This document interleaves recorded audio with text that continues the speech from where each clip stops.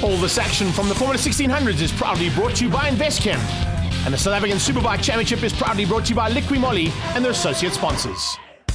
A big welcome to Aldo Scribante, and nice to see a big crowd coming out here.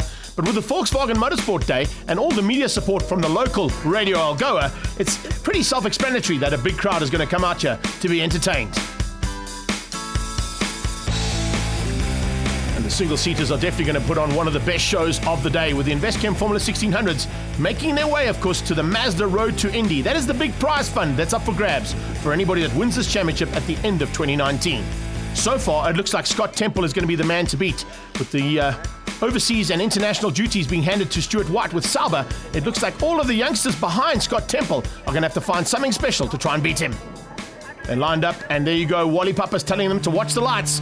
We go on board with Andrew Schofield as we get ready for race number 1. Lights out. Ooh, problem there for Rackstraw. He just bogs down on the line, and Andrew Schofield tries to go around the outside of him. Thiago Rebello goes on the inside, and Monkonkwana goes with him.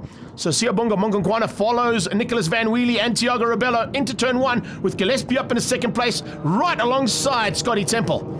So a good start to this one as they go down into turn number 2 now. The Schaeffler S's, and Scotty Temple trying to open up an early lead as they come out of the S's. Van Wheelie has to try and find a way past. So does Thiago Rebello. Monkonkwana and you can see Rackstraw thinking to himself, what went wrong? What was I doing? Maybe he just wasn't in the right gear, or not even in a gear as the lights went out. But Monkonkwana now watching those rearview mirrors left and right to ensure, but he can't keep out the attack there from the race driver SA machine. Good dive up the inside from Rackstraw and moves up one position, makes up a little bit of ground now. Got to try and close down on his good friend Thiago Rebello. Behind that, Jared Gildenes is tucked in there for 6th spot. And Brendan Tracy just off the pace there a little bit and starting to make up that ground. Up into the final turn they come, hard on the brakes. There's Gildenes, there comes Brendan Tracy, and around the outside, watch out as well for Zach Edwards, and look out for Alex Voss. We're on board with Schofield now. He lost a little bit of ground due to the fact that he had to take evasive action down into turn 1. We saw how close he was on the start, and he was able to get around the stricken Rackstraw, but then it all went wrong in that first lap. And Lieutenant Colonel Alan Mayer showing him the way to outbrake, and does he? No, he doesn't. I thought Alan Mayer was better on the brakes, but Schofield just kept the braking a little bit later and went around the outside of turn 1 to get through on the LT. So we got some work there for Alan Mayer. We got some work for Van Wheelie. Van Wheelie now trying to close things down. Up the inside though, Rackstraw for 4th place. Has he been able to make it stick? Yes, he has. He gets through on Thiago Rebello. So Rebello loses out one position and now tucks in behind his good friend. The 2 youngsters going hunting at the front end. Rebello trying to follow Rackstraw through and make their way up to possibly 2nd or 3rd place here by the time the checkered flag comes out. Rackstraw now closing in on Van Wheelie. Monkonkwana, Siyabonga Monkonkwana, loving life every time he climbs behind the wheel of one of these machines, and certainly getting better and better, like he did previously in his former 1600 days, and of course in Formula V. Now as they come across the line, this is top class stuff. Oh, and what a move! Rackstraw around the outside of Van Wheelie. What was he thinking? Van Wheelie didn't see that one coming. He tried to shut the door and went defensive, but Rackstraw said, no problem, there's enough grip outside on the outside line of turn 1, I'll take you there. And he found a way past. Nicholas Van Wheelie was scratching his helmet going, where did the kid find something like that? Now, watch out for Van Wheelie to try and return the favour as Temple gets away at the front end. They're not going to catch Scott Temple. The road to race man has been in exceptional form, and he's a very difficult man to beat. Oh, Gillespie looks like he might have lost out second. Gillespie's got a bit of a problem. There might have been a touch.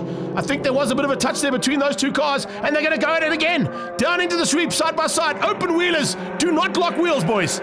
Gillespie just using a little bit more experience than what he's got on Rackstraw. And Van Wheelie now diving on the inside. Rackstraw sees him coming, shuts the door. But Gillespie runs wide and opens up the door there for Rackstraw. And then slams it shut in his face on the exit point of Dunlop.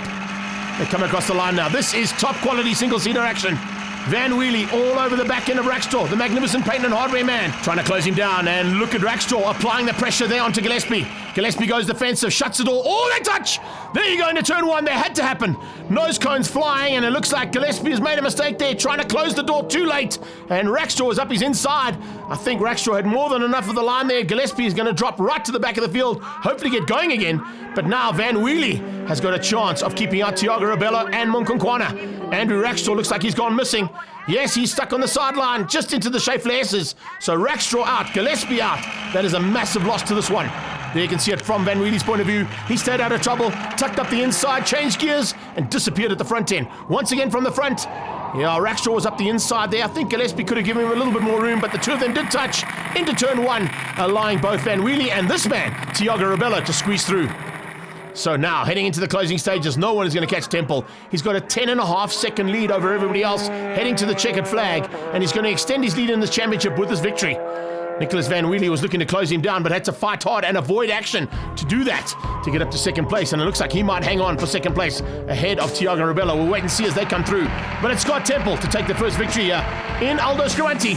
And a great drive from him on the road to race and first race machine. He takes the win ahead of Van Wheelie in the magnificent paint and hardware car. Thiago Rabella for TRMS comes through there for third. It's Moncon in fourth, beating out Schofield. Caldenace in sixth, and Brendan Tracy beat out Alan Mayer for the top eight. Let's catch up with Laren Mew down in pit lane with Andrew Rackstraw to find out what went wrong. Andy, last couple of races, we have had a few jump start issues. Today, you were almost left sitting on the line. Yeah, it was very unfortunate. I was waiting for the 5-second board. I didn't see it, and I was still waiting and the lights went off. It was very unfortunate. With Alex, I got forced onto the grass, so there was nothing I really could do, and we both collided and both crashed. Really unfortunate for both of us. But huge thanks to RDSA and Investchem for the work they do, and Hendrik for making it possible.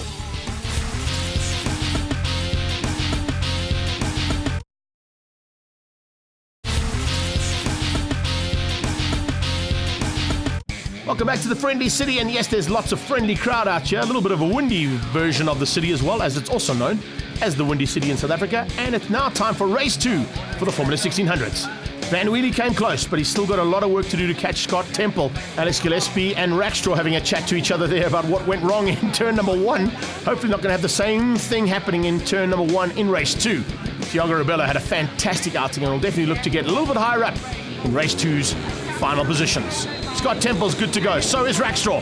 Let's see if we can get the focus all sorted out. Gillespie lines up alongside Schofield as the lights are about to go on. We're going to get ready now for race 2. And it's going to be Temple who gets to drop down into turn 1. Let's have a look and see. Perfect start from Temple. Much better start from Rackstraw. Zach Edwards a bit further back there, going right behind Caldenace and looking for a way to get through on Brendan Tracy as well. It's a good start here from the youngsters. They get onto the brakes down into turn 1. It is Temple from Rackstraw, from Gillespie. Van Wheelie tucks in just behind them.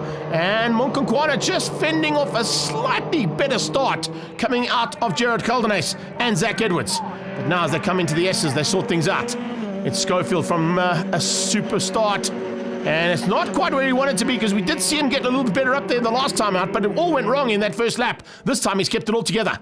Now onto the brakes, into the hairpin. Rackstraw shows a wheel, and Van Wheelie goes the highway around as they come into that hairpin now, heading down the hill towards the sweep. Good start here from Temple, but a much better start from the RDSA machine. And it looks like Rackstraw can run with Temple. Hopefully they'll give him a run for his money. Caldenace, then Tracy at the back end. We've got Zach Edwards. He's lost a little bit of ground there and lost out to Lieutenant Colonel Alan Mayer, who of course has stepped into the fantastic racing machine for this outing due to a little bit of damage on his own car. It seems to be working really nicely for him. Monconkwana is up there with them as well. Lap 1 completed, and here we go into the thick of it now for race number 2. And this is where it's all going to start to change things up. Watch out as they come down the braking markers. Rackstraw can stay with the pace of Temple. It's a pity he didn't get the start he wanted in race number 1. Gillespie fends off Van Wheelie. Van Wheelie looking to dive on the inside. Can he find a way through on Gillespie? Schofield's right there, so is Rabella. Both of them waiting to pounce if something goes wrong between any of the two cars in front. We've already seen Gillespie with an issue in race number 1. He doesn't want to make a similar mistake or have somebody make a mistake with him. Highly unlikely it's going to come out of this man. Van Wheelie is a seasoned campaigner, ex-champion, and knows what to do in a single-seater. In fact, the way that things are going right now, Van Wheelie looks like he might be the quicker of the two drivers there. Gillespie might be holding this pack up. So he's doing a good job in defensive driving, but eventually something has to give. They go through the sweep. We're on board with Thiago Rabella. Oh, look how difficult it is now in the late sun here in the afternoon. Almost sunset type corner through that Chevy sweep. Unfortunately, got that tinted visor on the arrow as he comes out of the final corner. They'll see it in the final corner as well there. Dunlop also gets a bit of a sunset to it. This is super stuff. Caldenace fending off the rest of the pack. And that rest of the pack includes Brendan Tracy. Van Wheelie, oh no, I think I gave him Commendator's curse. He ran down into turn 1 late on the brakes and overcooked it on the brakes. Fortunately, kept it going. He's going to be able to just bring it around. But it looks like he was just too late on the brakes, locked them up, and just went straight on towards turn 1 and towards that tyre barrier. A lot of runoff there, fortunately for him. He scrubbed a little bit of speed off there as he turned the wheels, and then eventually gets back on track now, though that is going to be huge. Hopefully no damage to that car, but if there is, he might not be able to make it back out and continue this one. That's going to drop him down in the championship, that's for sure. Schofield now pushing hard to try and move his way up into this championship. He's got to get past Gillespie, though. That's not going to be an easy task, that is for sure. But Andrew Schofield is definitely firing on all cylinders and looking for every opportunity in that Investchem car. Gillespie's a tough man to pass. Just behind that is Thiago Rebello. Oh, there's definitely an issue here on this machine. That magnificent paint and hardware car of Van Wheelie is battling with brakes, and I think he might have to retire this one. It looks like he's got no brakes at all. Every time he climbs on the anchors, he just goes straight. And here's Brendan Tracy's point of view of it as he goes off into Dunlop. Tracy continues round and continues racing. But Van Wheelie has definitely got a problem. Look at that, locking up for the second time. This is his onboard version of it.